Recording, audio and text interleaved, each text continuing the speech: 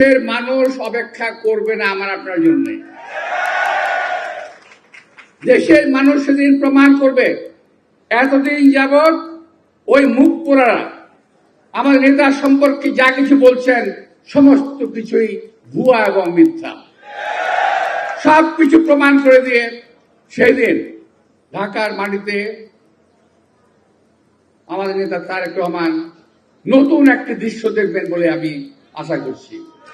উনি একটা নতুন বাংলাদেশ দেখবেন এবং নির্বাচনের পরে এবং আগে মিলে উনি আমাদেরকে আর কি নতুন বাংলাদেশ উপহার দেবেন বলে আমি। আওয়ামী লীগ না বলতে পারে, জামাত না বলতে পারে, কিন্তু বিএনপি এবং দেশের মানুষ এদেশের স্বাধীনতার ঘোষক হিসেবে শহীদ রাষ্ট্রপতি জিয়া রহমানকে জানবে। এটা বাস্তবতা। আজকের আমি অনেক দূরে থেকে 71 থেকে আমি একটু 23-24 পর্যায়ে চলে আসি, নাহলে অনেক দেরি হয়ে যাবে। ওখান থেকে হাইটে আসতে গেলে অনেক সময় লাগবে, আমি একটু অন্যভাবে চলে আসি। আজকে এরপর 17 বছর আমরা আওয়ামী লীগের অধীনে থেকে আওয়ামী লীগকে অপসারণের জন্য যুদ্ধ করেছি রাজপথে। অনেক ভাই বোন শাহাদাত বরণ করেছে, শহীদ হয়েছে। আমরা মৃত্যুর ঝুঁকি নিয়ে জেল জুলুম খেটে এতটা বছর কখনো পরিবার থেকে বিচ্ছিন্ন হয়ে, কখনো পরিবারের মধ্যে থেকে, কখনো জেলে, কখনো রাজপথে থেকে আমরা যুদ্ধ করে যখন শেষ সময় আসছে একটা তীব্র আন্দোলনের মুখে এই সরকারের পতন ঘটেছে।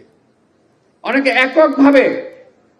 এককভাবেই সরকারের পতনের দাবি করে। আবার কি বলে জানেন? আবার বলে 17 বছর আপনারা কোথায় ছিলেন? কাকে জিজ্ঞেস করে? বিএনপিকে। বহু বছর পর শহীদ রাষ্ট্রপতি জিয়া রহমানের নাম নিশানা বাংলাদেশের মানুষের মন থেকে মুছে দেওয়ার জন্য আওয়ামী লীগ প্রকল্প গ্রহণ করলো, কিন্তু বাংলাদেশের মানুষের মন থেকে শহীদ রাষ্ট্রপতি জিয়া রহমানকে মুছে ফেলা যায় নাই।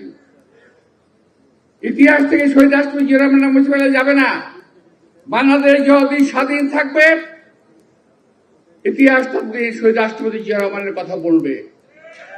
ভারতে বসে বসে আওয়ামী লীগের লোকেরা, আর এই দেশের মানুষ এই দেশে বসে যুদ্ধ করেছে।